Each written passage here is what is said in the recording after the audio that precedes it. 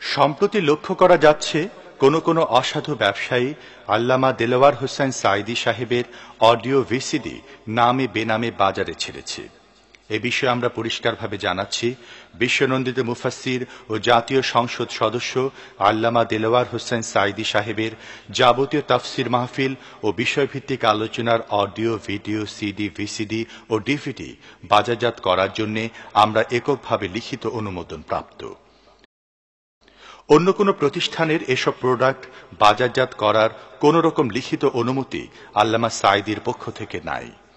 কোনো ব্যক্তি বা প্রতিষ্ঠান এ জাতীয় কাজে যুক্ত থাকলে তার বিরুদ্ধে আইনগত ব্যবস্থা গ্রহণ করা হবে। এ ব্যাপারে আল্লামা সাঈদী আমাদেরকে অনুমোদন দিয়েছেন।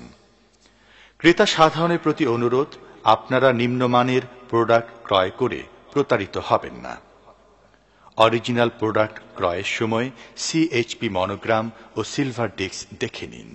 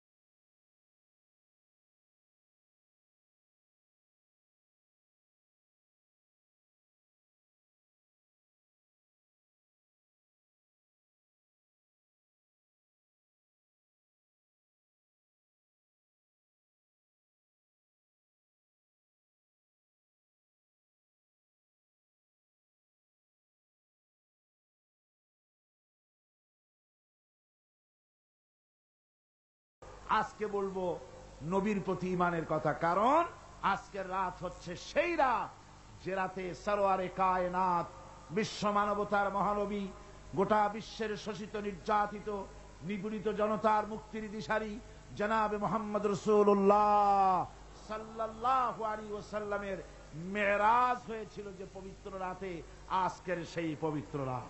কোন সুবহানাল্লাহ, জোরে বলেন আলহামদুলিল্লাহ। সেই জন্য আজকে কথা বলবো নবীর ব্যাপারে, নবীর উপর ঈমানের ব্যাপারে। এই কারণেই আজকে বলবো, বাকি কথা আগামী বছর ইনশাআল্লাহ। তাওহীদের পর ইসলামের দ্বিতীয় যে মৌল বিশ্বাস, সেটার নামই হচ্ছে রিসালাত, সেটার নামই হচ্ছে নবুয়ত। যেরূপ ঈমানের ক্ষেত্রে তাওহীদের উপরে ঈমান আনা, তাওহীদ হচ্ছে দ্বীন, সেরকম আনুগত্যের ক্ষেত্রে নবুয়ত হচ্ছে প্রকৃত দ্বীন। নবুয়ত দ্বীন, তাওহীদ দ্বীন। নবী, নবুয়ত বা রিসালাত। নবী বলা হয় কাকে?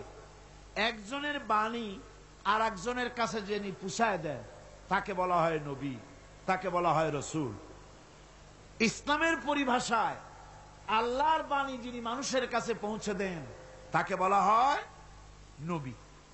নবী সমস্ত কওমের জন্য আল্লাহ পাক পাঠিয়েছেন। ওয়ালিকুল্লি কওমিন হাদ, প্রত্যেক কওমের জন্য, জাতির জন্য আল্লাহ পাক হেদায়েতের জন্য নবী পাঠিয়েছেন। নবী পাঠানো আল্লাহর দায়িত্ব। হেদায়েতের জন্য আল্লাহ পাক এই পৃথিবীতে অসংখ্য নবী পাঠিয়েছেন। নবী আর রাসূল দুজনের মধ্যে পার্থক্য কি, এটা জানা দরকার। জানা দরকার কি না?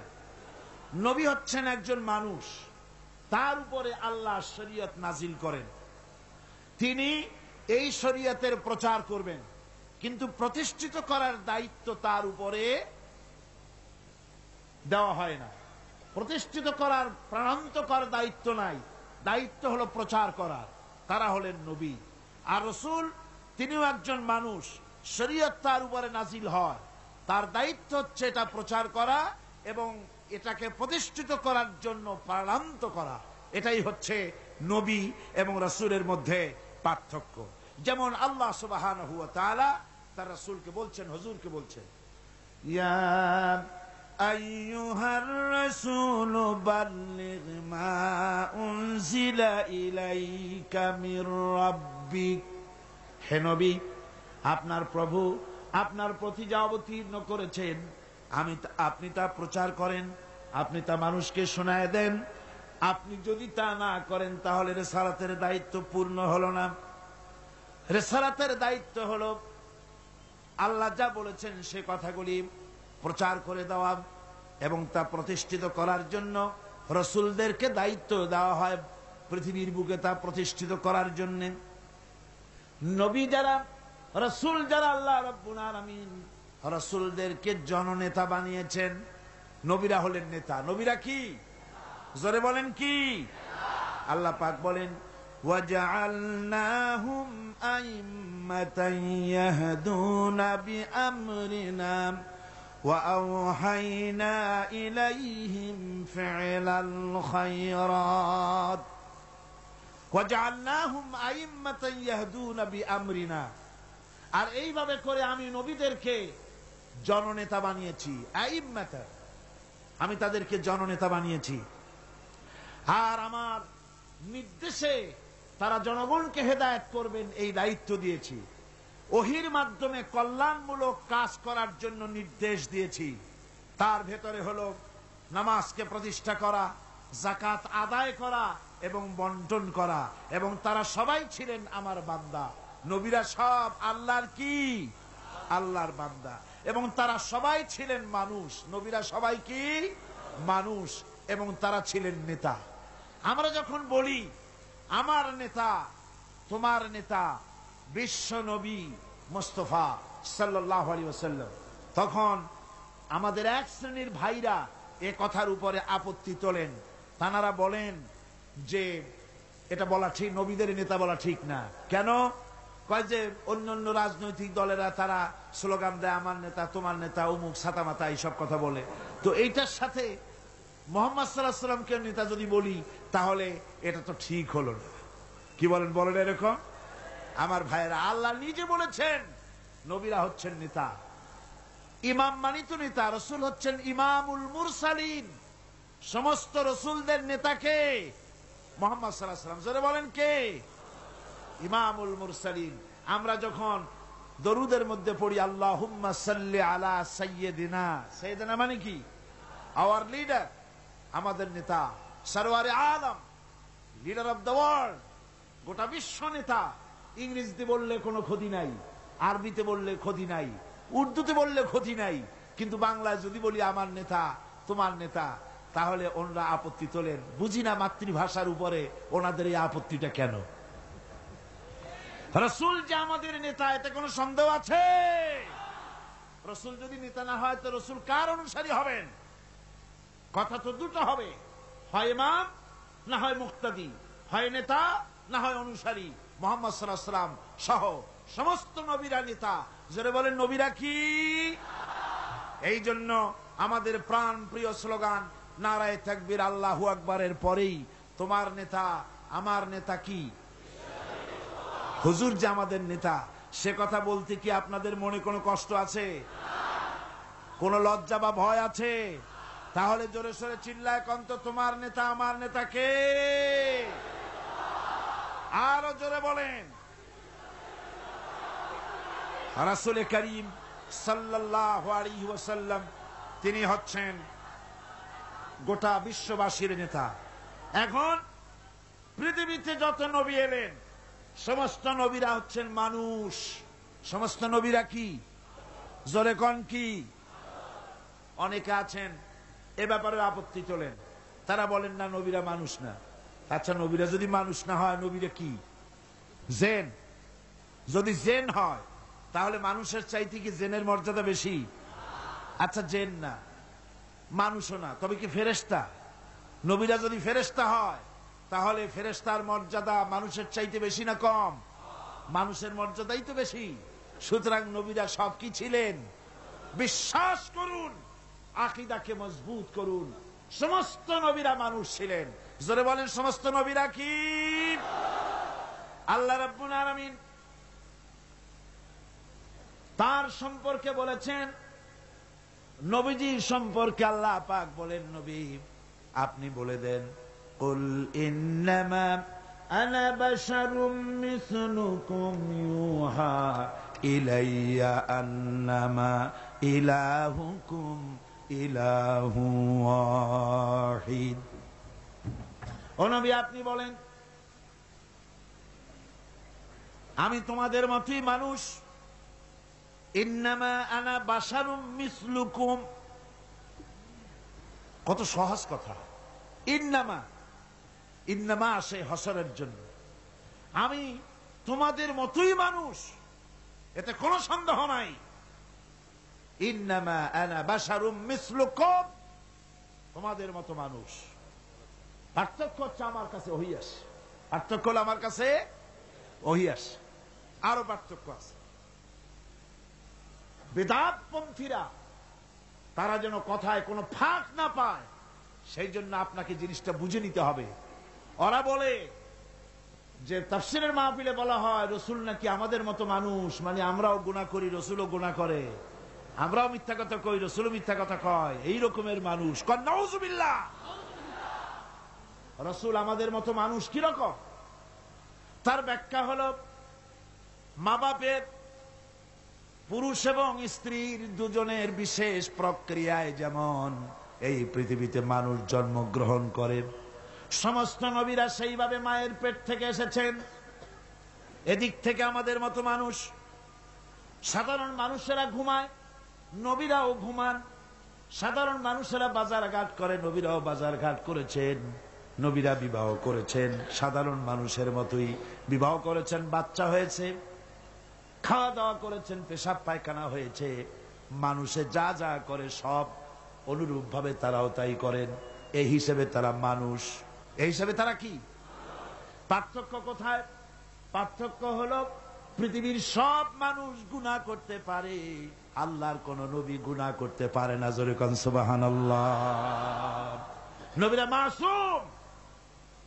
সেই যে নবীরা মাসুম, সেই মাসুম কিন্তু 40 বছর বয়সের সময় যখন নবুয়ত পেলেন, সেইখান থেকে মাসুম তা নয়। নবীর জন্ম থেকে শুরু করে মৃত্যু পর্যন্ত, নবুয়তের আগেও মাসুম, পরেও মাসুম। জোরে কোন সুবহানাল্লাহ। কথা ক্লিয়ার হয়ে গেছে না? কথা ক্লিয়ার হয়েছে না? কোন নবীর কোন গুনাহ নাই। নবীরা মিথ্যা বলেন না, নবীরা শঠতামি করেন না, প্রবঞ্চনা করেন না, প্রতারণা করেন না। এদিক থেকে তারা হলেন সুপার কোয়ালিটির মানুষ। কি মানুষ? সুপার কোয়ালিটি, শ্রেষ্ঠ মানুষ। পৃথিবীর শ্রেষ্ঠ মানুষ কারা? আল্লাহর নবীরা। আমার বন্ধুগণ, নবীরা হচ্ছেন মানুষ। এই দিক থেকে মানুষ, আমরাও খাই, তারাও খান। এই জন্য কাফেররা বলতো, মা লিহাযার রাসূল, এ কি আশ্চর্য ধরনের রসুল, বাজারে যায় আমাদের মতো খানাফিনা করে, আমাদের মতো বিয়ে শাদী করে, কি আশ্চর্য ধরনের রসুল। ওরা আশ্চর্য হয়ে যেত।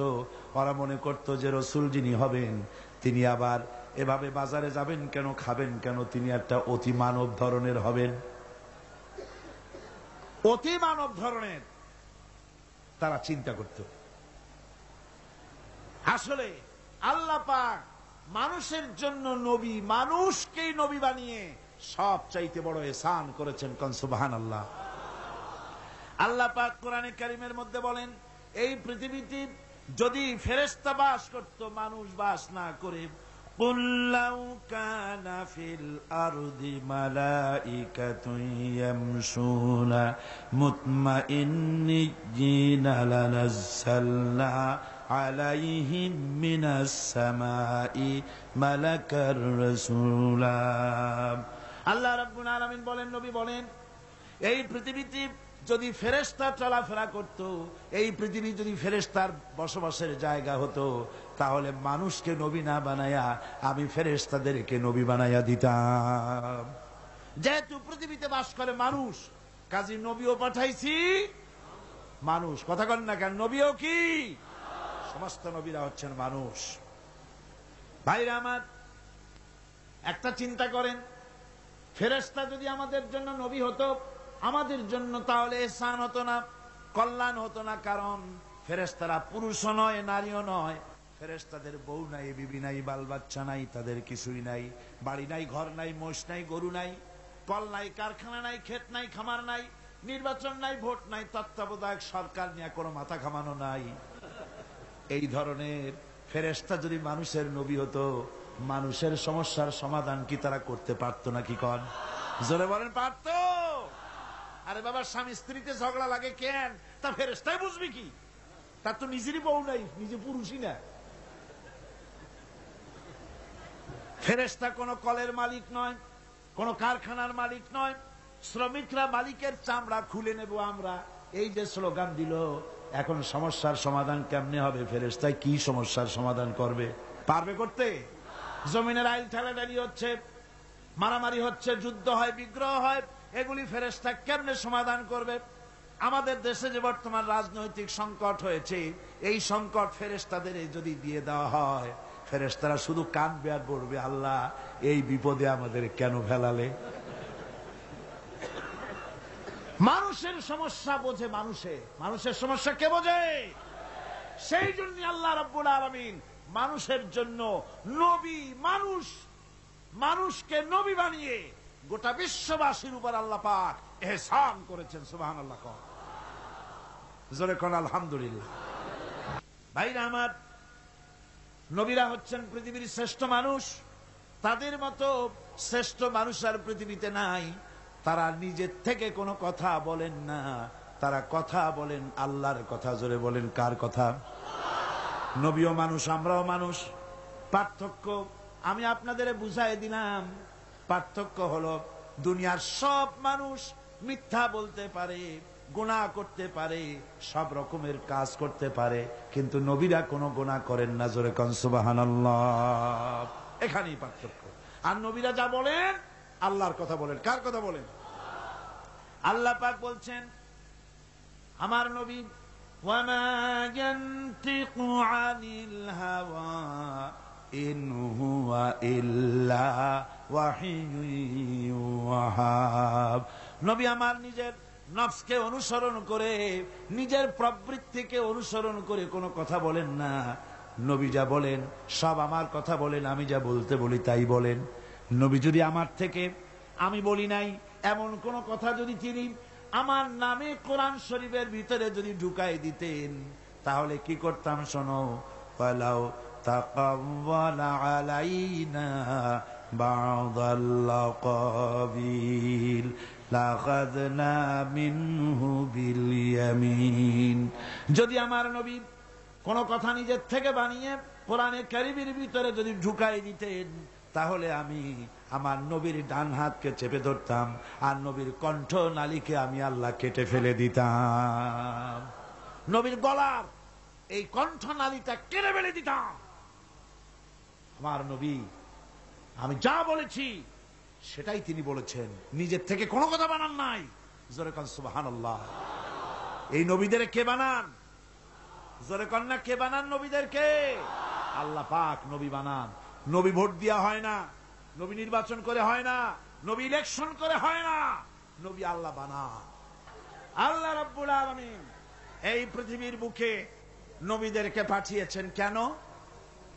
আল্লাহ রাব্বুল আলামিন বলেন, ওয়ালাল্লাহি কাসদুস সাবিলি ওয়া মিনহা জাইরুন ওয়ালাউ শাআ লাহাদাকুম আজমাইন।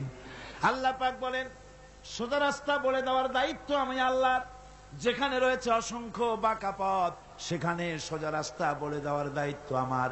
এই পৃথিবীতে অসংখ্য বাঁকা পথ আছে, সোজা পথ বলে দেবে আল্লাহ। বলেন, আমি সোজা পথ বলে দেব। সেই সোজা পথের নাম হলো ইসলাম। বলেন, সোজা পথের নাম কি? সবাই বলেন, সোজা পথের নাম কি? সোজা পথ হলো ইসলাম। আর যত পথ আছে সব বাঁকা। ধর্মনিরপেক্ষতাবাদের পথ বাঁকা, সমাজতন্ত্রের পথ বাঁকা, পুঁজিবাদের পথ বাঁকা, জাতীয়তাবাদের পথ বাঁকা। সোজা রাস্তার নাম হলো ইসলাম। সোজা রাস্তার নাম কি? ইসলাম। এই ইসলামের রাস্তাকে দেখাবার জন্য আল্লাহ রাব্বুল আলামিন অসংখ্য পয়গম্বর দুনিয়ায় পাঠিয়েছেন, আর নবীদেরকে নিজের পক্ষ থেকে হেদায়েত দিয়েছেন। নবীরা নিজের থেকে কোনো কথা বলেন নাই, নবীদেরকে আল্লাহ পাক বানিয়েছেন। যে নবীর কথা আমি আজকে বলতে চাই আপনাদের সামনে, আমার আলোচনার মূল 4টা পয়েন্ট ছেড়ে দিয়ে নবুয়তের পয়েন্টকে নিয়ে এসেছি। যে কারণে সেটা হলো নবী মুহাম্মদ রাসূলুল্লাহ সাল্লাল্লাহু আলাইহি সাল্লামের কথা আজকে বলবো প্রাণ ভরে ইনশাআল্লাহ। আমার হুজুরের কথা বলবো আজকে। আজকে রাত হলো সেই রাত, সেই রাত যে রাতে এই ধুলির ধরা থেকে আল্লাহ পাক তার হাবিবকে আরশে আজিমে নিয়ে গিয়েছিলেন। সুবহানাল্লাহ, সিল্লাকান সুবহানাল্লাহ। এই পৃথিবীর মানুষগুলিকে উদ্ধার করার জন্য আল্লাহ নবীদের পাঠিয়েছেন। মানুষ তো আল্লাহ বানাইছেন, এই মানুষের স্রষ্টাকে বলেন না কে?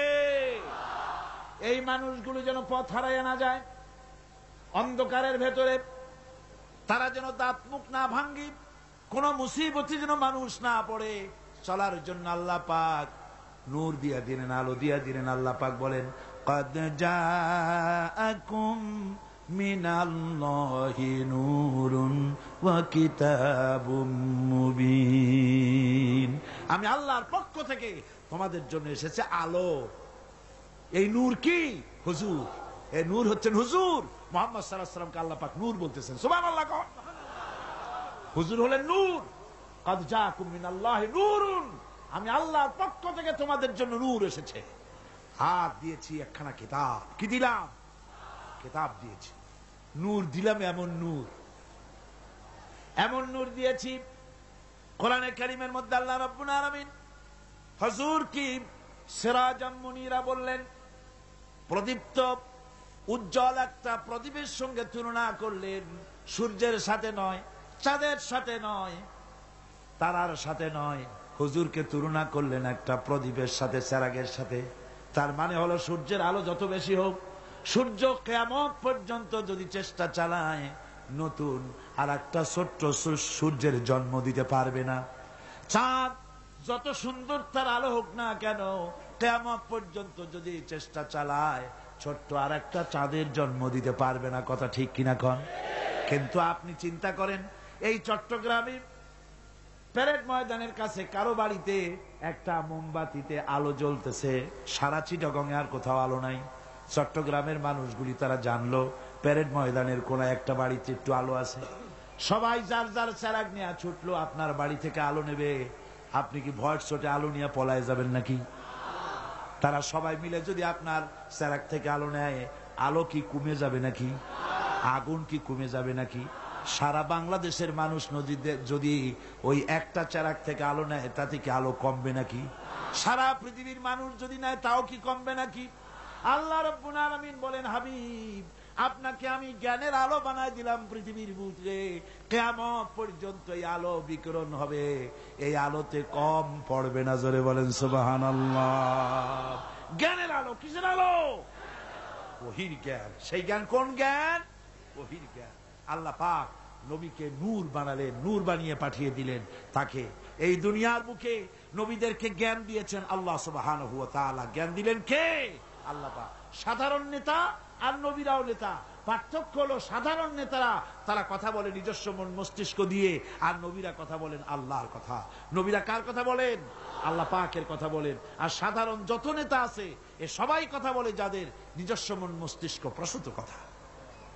যার জন্য দেখুন হযরত ইব্রাহিম আলাইহিস সালাম তার আব্বাকে ডেকে বললেন, ইয়া আবাতি ইন্নী ক্বাদ জাআনি মিনাল ইলমি মা লাম ইয়াতিকা ফাত্তাবি'নি আহদিকা সিরাতান সাবিয়্যা।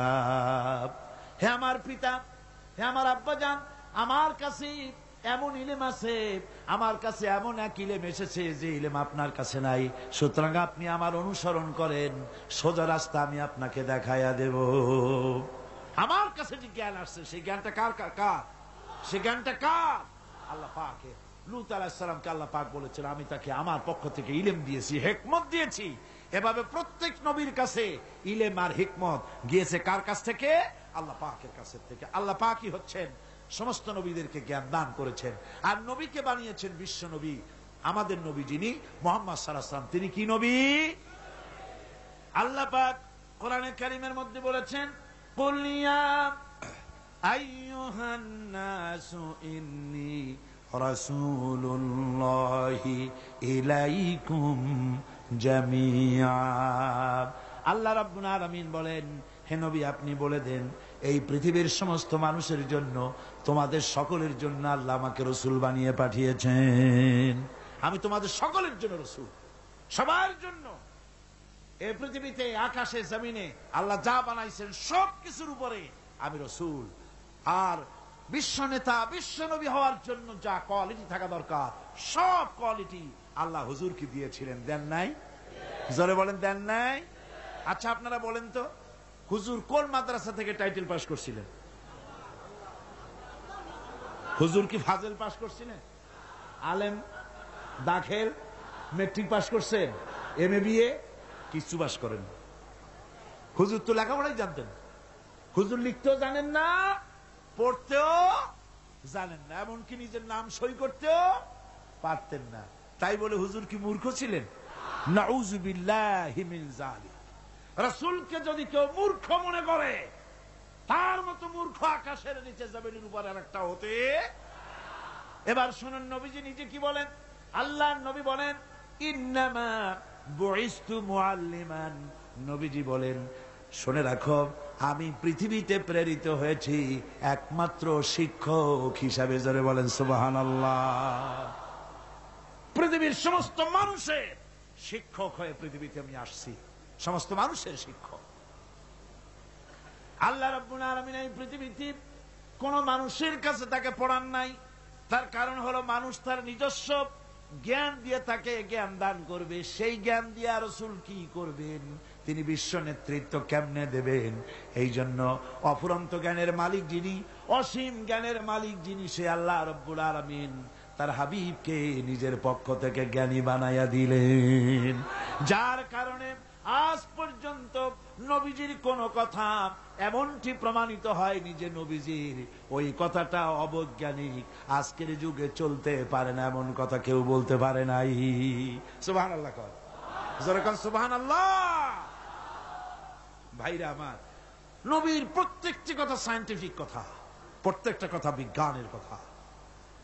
অথচ কোন বিজ্ঞানাগারে তিনি লেখাপড়া করেন নাই, কোন স্কুল কলেজে পড়াশোনা করেন নাই। নবী যা বলেছেন সব বলেছেন আল্লাহর জ্ঞান দিয়ে।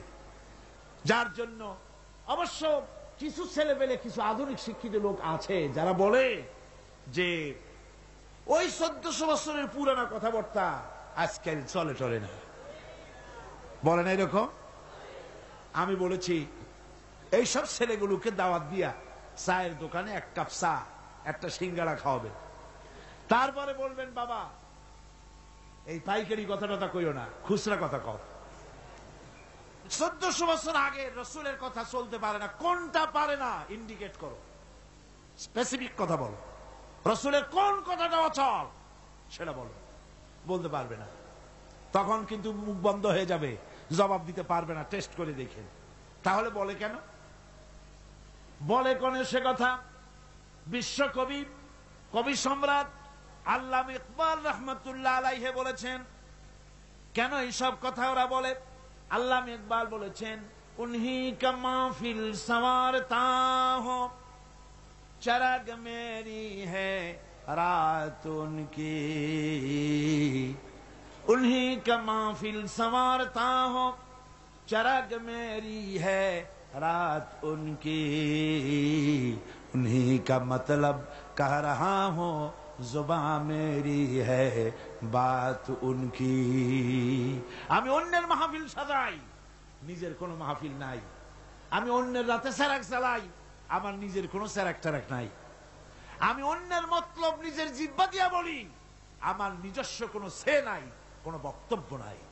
আজকে যারা এই কথাগুলি বলে যে ইসলাম মানুষকে 1400 বছর আগের ইসলাম, পুরানা ইসলাম কিছু দিতে পারে না, এই লোকগুলির জিহ্বার উপরে ভর করেছে পেন্টাগন, ভর করেছে পিকিং, ভর করেছে মস্কো, ভর করেছে শান্তি নিকেতন। কথা ঠিক কিনা কর? জোরে বলেন ঠিক কিনা? আল্লামা ইকবাল, আল্লাহ তাকে জান্নাতুল ফেরদাউস নসিব করুন। জোরে কোন আমিন।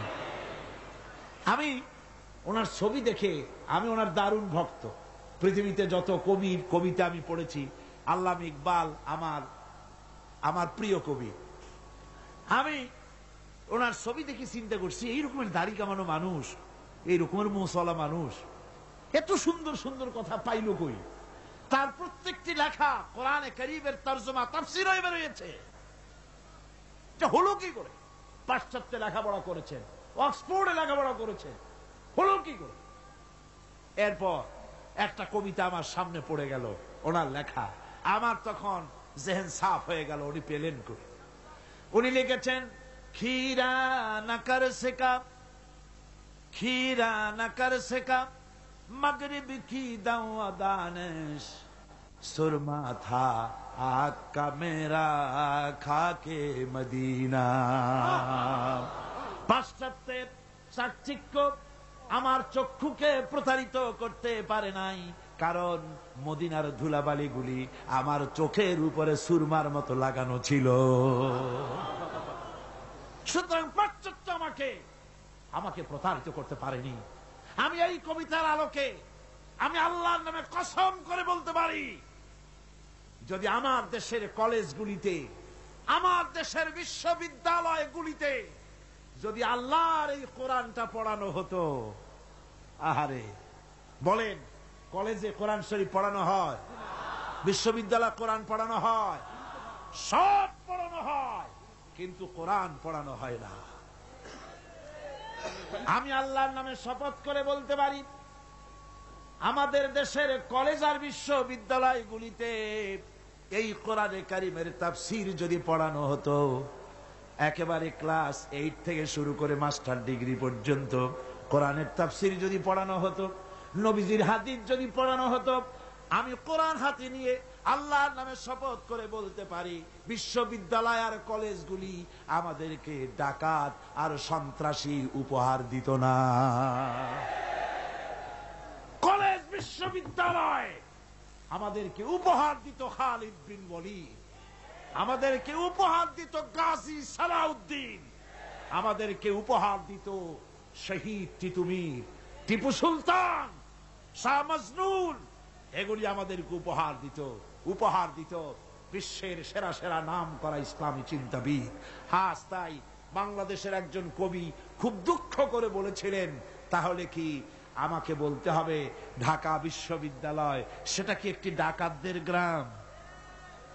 এ নিয়ে বহুত সমালোচনা হয়েছিল, কিন্তু পরে দেখা গেল যে কথা একেবারে তিনি মিথ্যে বলেননি, অযৌক্তিক বলেন নাই।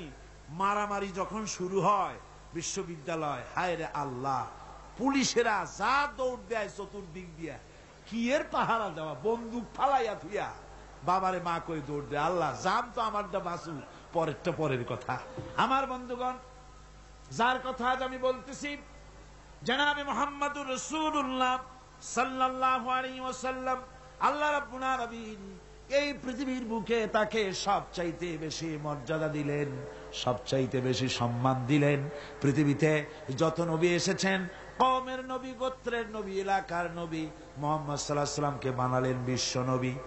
তারপরে আল্লাহর নবী, আল্লাহ রাব্বুল আলামিন বান্দাদেরকে বলেছেন, অন্যান্য যুগে নবীরা, উম্মতেরা তাদের নবীদেরকে নাম ধরে ডাকাডাকি করত, তোমরা যেন আমার নবীকে নাম ধরে ডেকো না। সুবহানাল্লাহ। এই কোরআন শরীফের ভিতরে ইয়া আদম, ইয়া জাকারিয়া, ইয়া ইয়াহইয়া, ইয়া মূসা, ইয়া ইব্রাহিম, এভাবে করে নবীদেরকে আল্লাহ রাব্বুল আলামিন নাম ধরে ধরে ডেকেছেন, কিন্তু মুহাম্মদ সাল্লাল্লাহু আলাইহি ওয়াসাল্লামকে ইয়া মুহাম্মদ বলে কোরআন শরীফে কোথাও ডাকেন নাই। সুবহানাল্লাহ, জোরে কোন সুবহানাল্লাহ। নিজে তো আল্লাহ ডাকলেনই না, নিজে তো হুজুরকে কোথাও আল্লাহ নাম ধরে ডাকলেন না, বরং উম্মতদেরকেও নিষেধ করে দিলেন আমার নবীকে এভাবে নাম ধরে কখনো ডাকাডাকি করবে না। আল্লাহ পাক তার নবীকে এভাবে মর্যাদা দিলেন, সম্মান দিলেন। এ সম্মান সকল দিক থেকে সম্মান, সৌন্দর্যের দিক থেকে, দেখার দিক থেকে, মর্যাদার দিক থেকে রসুলকে এমন বানালেন, হযরত আদম থেকে শুরু করে ঈসা আলাইহিস সালাম পর্যন্ত এই পৃথিবীতে যত নবী আল্লাহ পাঠালেন, সমস্ত নবীদের গুণাবলী এক জায়গায় করে একা মুহাম্মদ সাল্লাল্লাহু আলাইহি ওয়াসাল্লামকে আল্লাহ দান করে দিলেন। সৌন্দর্য দিলেন এত বেশি, হযরত আয়েশা সিদ্দিকা রাদিয়াল্লাহু তাআলা আনহা বলেছেন, যারা নাকি হযরত ইউসুফকে দেখে নিজেদের অজান্তে নিজেদের হাতের আঙ্গুলগুলো কেটে ফেলে দিয়েছিল।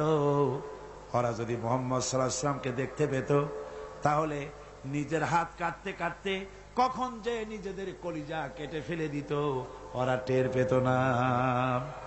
হযরত ইউসুফকে দেখে কিছুমাত্র মহিলারা নিজেদের আঙ্গুল কাটায় দিয়েছিল, আর রাসূলকে দেখে সাহাবায়ে কেরাম তাদের কল্লা কাটায় দিয়েছিলেন। এই সম্মান, এই মর্যাদা দিয়ে আল্লাহ রাব্বুল আলামিন তাকে দুনিয়ায় পাঠাই দিলেন, দায়িত্ব দিয়ে দিলেন, জমিন হলো আমার।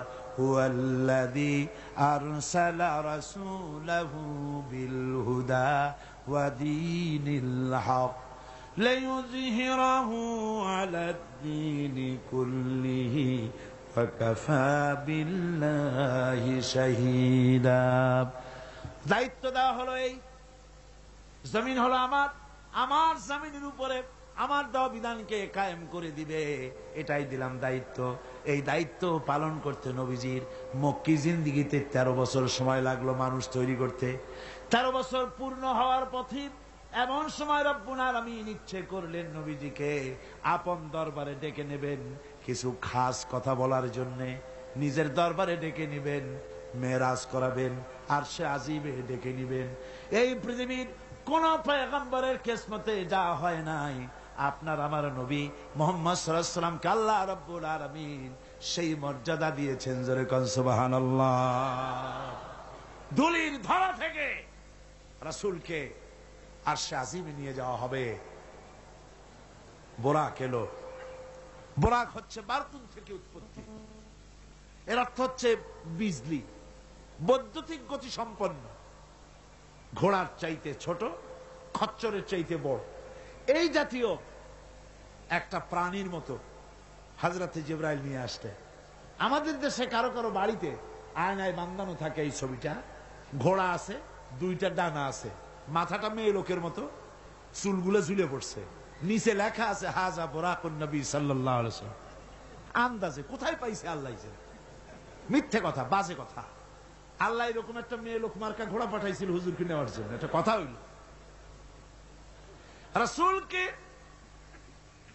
মক্কা থেকে, উম্মে বাবে উম্মে হানি থেকে হুজুরকে বের করে নিয়ে যাওয়া হলো বাইতুল মাকদাসে। সমস্ত পয়গম্বর দুনিয়া আল্লাহ যাদের পাঠিয়েছিলেন সমস্ত রূহ উপস্থিত ছিল সেখানে। রাসূল করিম সাল্লাল্লাহু আলাইহি ওয়াসাল্লাম এখান থেকে মেরাজ করলেন। এতটুকুন ছিল ইসরা।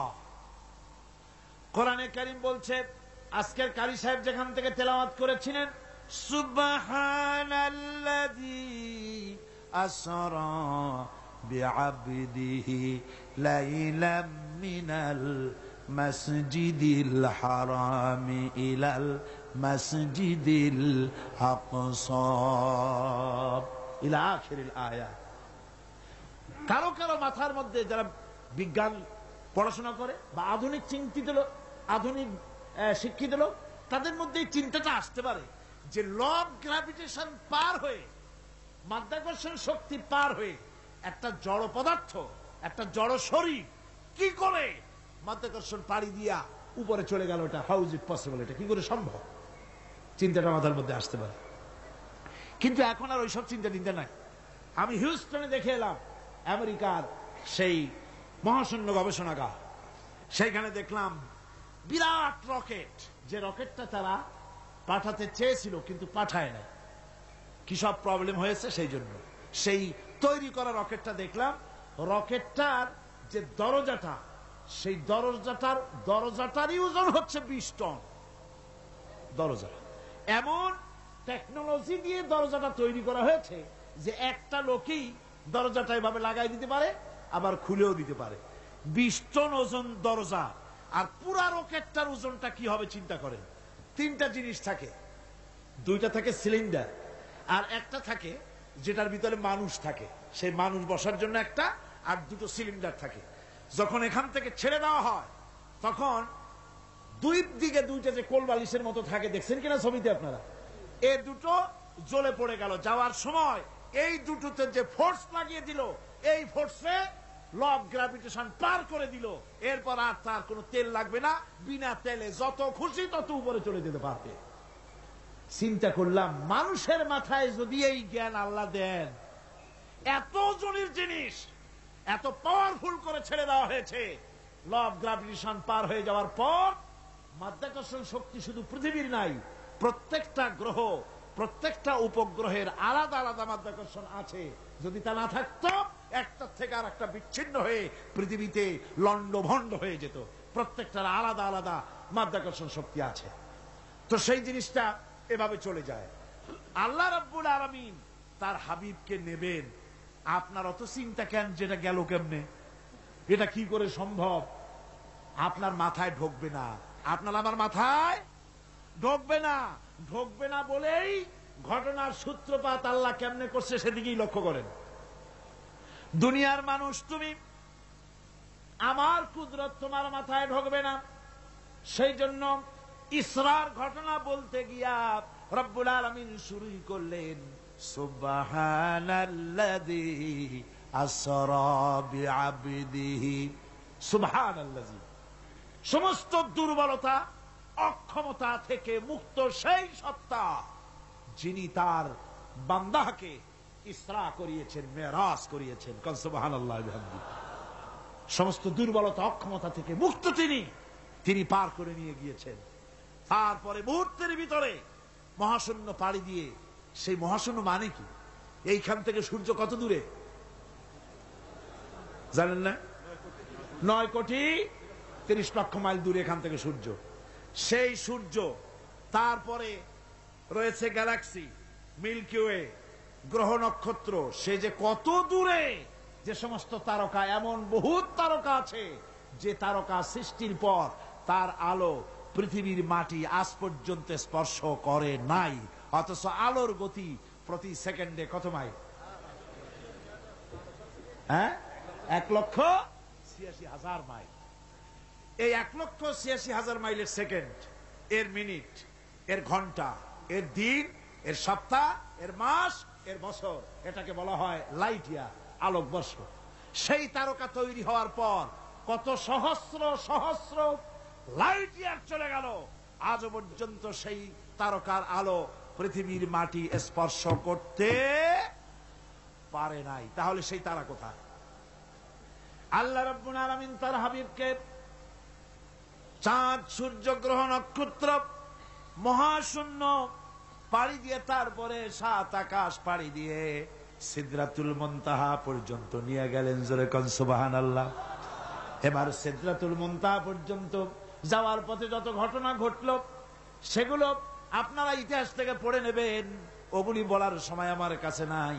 সিদরাতুল মুনতাহায় যাওয়ার পর হযরত জিবরাইল বলেন, আর আমি যেতে পারবো না, এটা হলো বিপজ্জনক বর্ডার। আমি যদি আর এক চুল অগ্রসর হই তাহলে আমি জ্বলে পুড়ে ছাই হয়ে যাব, আমার আর যাওয়ার অধিকার নাই। হুজুর সেখানে বসে থাকলেন। জিবরাইল বলে গেলেন, এখান থেকে আপনাকে নেওয়ার কুদরতি ব্যবস্থা হয়ে যাবে। রাসূল দুনিয়ায় ফিরে এসে হযরতে বেলালকে ডেকে বলেছিলেন, বেলাল গো, এমন কি আমল তুমি করো আমারে শোনাও। হযরতে বেলাল বলেন, হুজুর আমার আমল তো সব আপনি জানেন। কয় না, কি করো শোনাও। বেলাল বলেন, হুজুর খাস আমলের মধ্যে এতটুকু আছে যে আমি কখনো বিনা উজুতে থাকি না, যখন উজু চলে যায় উজু করি, আর উজুর ইহতিমামের জন্য 2 রাকাত নফল নামাজ পড়ি। হুজুর বলেন, বেলাল তুমি এই আমল ছাড়বা না, কারণ সিদরাতুল মুনতাহায় হযরত জিবরাইল আমারে যখন ছেড়ে চলে গেলেন, আমার একা একা বড় ভয় লাগতে লাগলো। তখন আমার মনে হচ্ছিল তুমি যেন আমার চতুর্দিকে হাঁটতেছো। আমার ভাইরা, রফরফ নামক বিছানা চলে এলো। কুদরতি এই বিছানায় চড়ে নবীজি আল্লাহ রাব্বুল আলামিনের দরবারে আরশে আজিমে পৌঁছে গেলেন। জোরে বলেন সুবহানাল্লাহ, জোরে বলেন সুবহানাল্লাহ। যেখানে পৃথিবীর কোন মানুষের যাওয়া সম্ভব নয়, গোটা পৃথিবীর মানুষের মর্যাদা আল্লাহ পাক বাড়ায় দিলেন, আরশে আজিমে হুজুরকে নিয়ে গেলেন।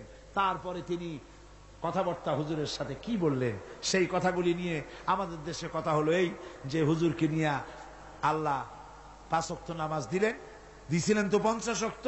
মুসা আলাইহিস সালামের সাথে দেখা না হইলে তো কাম সারছিল, আমাদের আর উপায় ছিল না। আরে ভাই, শুধু নামাজ দেওয়াই যদি উদ্দেশ্য হবে, তাহলে রোজার মতো তো আল্লাহ দুনিয়ায় বসে দিতে পারতেন কিনা? হজের মতো, জাকাতের মতো পারতেন কিনা? শুধু নামাজের জন্য নয়, আল্লাহ পাকের কায়নাত দেখাবার জন্য আল্লাহ পাক তাকে নিয়েছিলেন। বেহেশত দেখাইছেন, দোজক দেখাইছেন, ভালো কাজ করলে কিরকম শান্তি হবে, খারাপ কাজ করলে কিরকম শাস্তি হবে, চোখে দেখায় দিয়েছেন। মুহাম্মদ রাসূলুল্লাহ সাল্লাল্লাহু আলাইহি ওয়াসাল্লামকে মেরাজ থেকে ফিরে এলেন, ঘরে এসে দেখেন উজুর পানি, উজু করে যে গেছিলেন উজুর পানি তখনও গড়াচ্ছে। যে দরজা দিয়ে বেরিয়েছিলেন দরজাটা ধাক্কায় তখনও কাঁপতেছে। যে বিছানায় শোয়া ছিলেন সে বিছানায় মানুষ শুয়ে থাকলে যেমন উষ্ণ থাকে সেরকমের উষ্ণ ভাব তখনও আছে। কেমনে হলো? কেমনে হলো? মাথায় ঢুকবে না। সুবহানাল্লাহ কোন ঢুকবে? জোরে কোন সুবহানাল্লাহ। এটার ব্যাপারে কোন বিজ্ঞান, দর্শন, যুক্তির প্রয়োজন নাই। প্রয়োজন শুধু এতটুকু, আল্লাহ তার হাবিবরে নেবেন, কত দ্রুত নিবেন, কত দ্রুত পাঠাবেন, এটা তিনিই ভালো জানেন, আমাদের কোনো জানার কথা না। ঠিক কিনা? তবে দৃষ্টান্ত যদি চান তাহলে আমি দৃষ্টান্তটা এভাবে দিতে পারি, বুঝাবার জন্য একটা দৃষ্টান্ত দিতে পারি। সেটা হলো এই, ধরেন বাংলাদেশে কোন প্রেসিডেন্ট আসবে, পৃথিবীর যে কোনো দেশের এক প্রেসিডেন্ট আসবে। এটা আসার যখন খবর হয়ে যাবে তখন পত্র পত্রিকায় রুট বলে দেওয়া হয়, এই রুটে রাষ্ট্রীয় মেহমান রাষ্ট্রীয় অতিথি ভবনে আসবেন, এই রাস্তা দিয়ে সাধারণ ট্রাফিক চলাচল বন্ধ থাকবে। এয়ারপোর্ট থেকে নিয়ে রাষ্ট্রীয় অতিথি ভবন পর্যন্ত, মেহমান না আসা পর্যন্ত সমস্ত ট্রাফিক চলাচল বন্ধ। মেহমান পৌঁছে যাবে, তারপরে আবার স্বাভাবিক ট্রাফিক চলবে। এটা জানেন কিনা? জানেন কিনা? এইটা যদি পৃথিবীর সামান্য সলিমদ্দি কসিমদ্দি, এই জন্য বলছি আজ আছে কাল নাই। ঠিক কিনা গণ? আজ মন্ত্রিত্ব গেল, কালকে রাস্তায় দাঁড়ায় বলবে রিকশাওয়ালা আমার একটু নেওয়া, বাজারে মাছ কিনতে যাব। ঠিক কিনা? সুতরাং এদের তো কোনো মর্যাদা নাই, আজ আছে কাল নাই। এই দুনিয়ার সলিমদ্দি কসিমদ্দির জন্য যদি এভাবে ট্রাফিক চলাচল বন্ধ করে দেওয়া হয়, তাহলে আকাশ এবং জমিনে আল্লাহ রাব্বুল আলামিনের সর্বশ্রেষ্ঠ মেহমান জনাবে মুহাম্মদ রাসূলুল্লাহ সাল্লাল্লাহু আলাইহি সাল্লাম, এই মেহমান আল্লাহর দরবারে যাবেন। আল্লাহ যদি বলে দিয়ে থাকেন, আল্লাহ যদি হুকুম করে থাকেন, সময়ের গতি, বার্ষিক গতি, আহ্নিক গতি, আকাশের গতি, সূর্যের গতি, সময়ের গতি, রাত ৩:৪৫ 10 সেকেন্ড, এখন সমস্ত গতি স্তব্ধ হয়ে যা। আমার হাবিব আমার দরবার থেকে ঘুরে যখন ঘরে ফিরে যাবেন, আবার ৩:৪৫ 11 সেকেন্ড থেকে শুরু হয়ে যাবি। যদি আল্লাহ এমনটি করে থাকেন, তাহলে উজুর পানি গড়াতে দেখা আর দরজা কাঁপতে দেখা অসম্ভব। জোরে বলেন অসম্ভব। এটা আমি একটা দৃষ্টান্ত দিলাম মাত্র। আসলে আল্লাহ পাক করিয়েছেন তার হাবিবকে, কোন কাইফিয়াতে কিভাবে নিয়েছেন আল্লাহ, নিয়েছেন তার হাবিবরে। আপনার চিন্তা করার কোনো দরকার নাই, ঘুম নষ্ট করে দরকার নাই। আল্লাহ তার হাবিবকে মেরাজ করিয়েছেন। জোরে কোন সুবহানাল্লাহ, চিল্লায় কোন সুবহানাল্লাহ। ভাইরা আমার, নবীজি মেরাজ থেকে ফিরে এলেন, এবার আসল দায়িত্ব এসে গিয়েছে। মেরাজের পরই মদিনা মুনাওয়ারায় রাসূলুল্লাহ হিজরত করলেন। এই হিজরতের পর আল্লাহর নবী মদিনা শরীফে এসে ইসলামী স্টেট কায়েম করে দিলেন। আজ নবী প্রেসিডেন্ট হয়ে গেছেন। জোরে কোন সুবহানাল্লাহ, জোরে সরে বলেন সুবহানাল্লাহ। আমার বন্ধুগণ, নবীজির টুপি সুন্নত, নবীজির টুপিটা মাথায় লাগায়। নবীজি মিষ্টি পছন্দ করতেন, মিষ্টি সুন্নতটা পছন্দ করি। নবীজি কদু খাইতেন, কদু খাওয়া সুন্নতটা পছন্দ করি। নবীজি চোখে সুরমা লাগাতেন, সুরমা লাগানোর সুন্নত পছন্দ করি। কিন্তু নবীজি রাষ্ট্র দখল করে প্রেসিডেন্ট হয়েছিলেন, আর আল্লাহর দ্বীন কায়েমের জন্য তায়েফে যে রক্ত দিয়েছিলেন সেটাও যে সুন্নত। আবার ওহদে যে দামদান মুবারক শহীদ হয়েছিল সেটাও যে সুন্নত। মা বাপের জায়গা জমি ঘর বাড়ি ছেড়ে দিয়ে হিজরত করেছিলেন। এই সুন্নত বড় কঠিন, এই কঠিন সুন্নতের কাছে মুসলমানের পাওয়া যায় না। ঠিক কিনা? এই সুন্নত গুলি পালন করা কঠিন। নবীর কোন সুন্নত ছোট নয়, নবীর কোন সুন্নত ছোট? মিয়া সাহেব মনে রাখেন, গোটা আকাশ গোটা জমিন যদি বিক্রি করা হয়, রাসূলুল্লাহর একটা সুন্নতের মূল্য দেওয়া যাবে না। আল্লাহু আকবার বল। রাসূলের সুন্নতের এত মর্যাদা।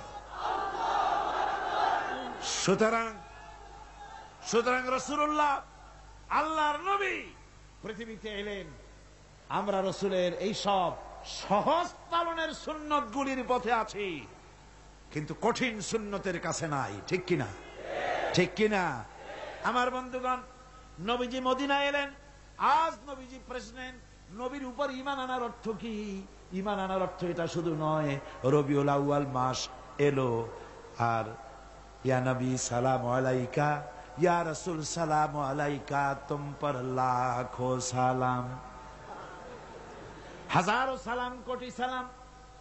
এরপরে বাজারের সব মিষ্টিগুলি খাইয়া ভাললাম, যেন বলে দিলাম রসুল দেখো তোমারে কত ভালোবাসি, তোমার মহব্বতে বিরাট একটা মিছিল করছি, তোমার মহব্বতে বাজারের সব মিষ্টি খাইয়া ভালাইছি, বলো আর কত তোমারে ভালোবাসা যায়।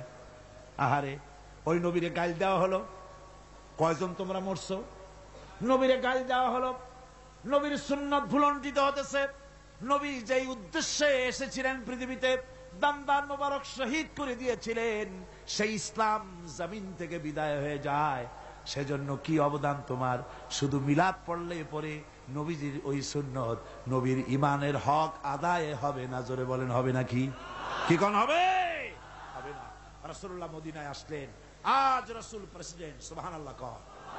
প্রেসিডেন্ট, রাষ্ট্রপতি। রাসূলুল্লাহ রাষ্ট্রপতি হয়েছেন। দুনিয়ায় আরো তো কত রাষ্ট্রপতি। দুনিয়ায় যত রাষ্ট্রপতি হলো, ক্ষমতায় থাকাকালীন দেশি ব্যাংকে বিদেশি ব্যাংকে জনমের মতো টাকা জমা করলো। ক্ষমতায় থাকলে টের পাওয়া যায় না, যখন ক্ষমতা চলে যায় তখন দুর্নীতি দমন বিভাগ এত দুর্নীতি তালাশ করিয়া খুঁজা খুঁজা পায়, তখন তারা চিন্তা করে লোকটা যদি সুযোগ পেত তাহলে গোটা বাংলাদেশ বিদেশি ব্যাংকে জমা দিয়ে দিত। ঠিক কিনা?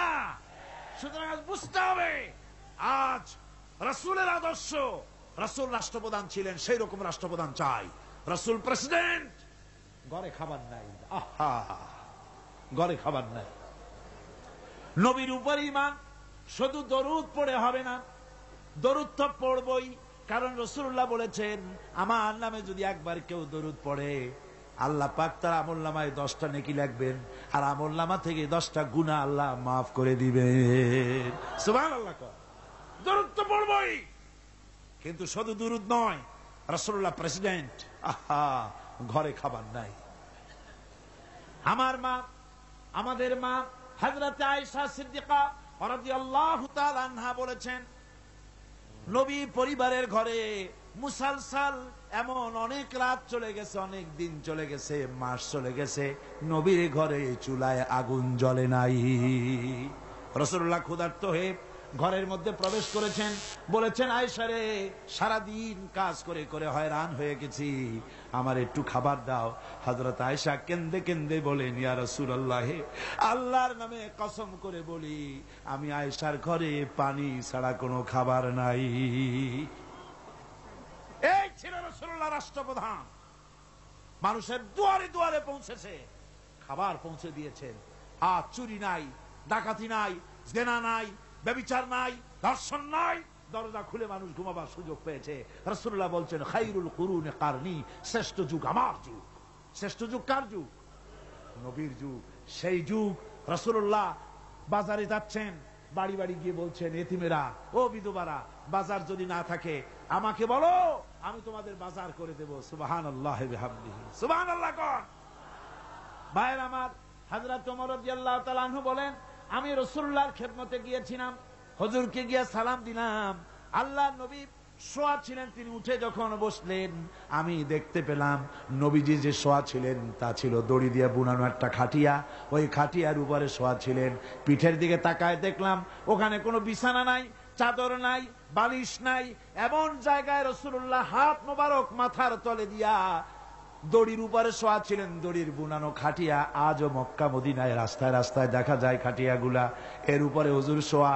হুজুর যখন বসলেন দেখলাম তাকায়া রসুলের পিঠে দড়িগুলার দাগ কেটে আছে।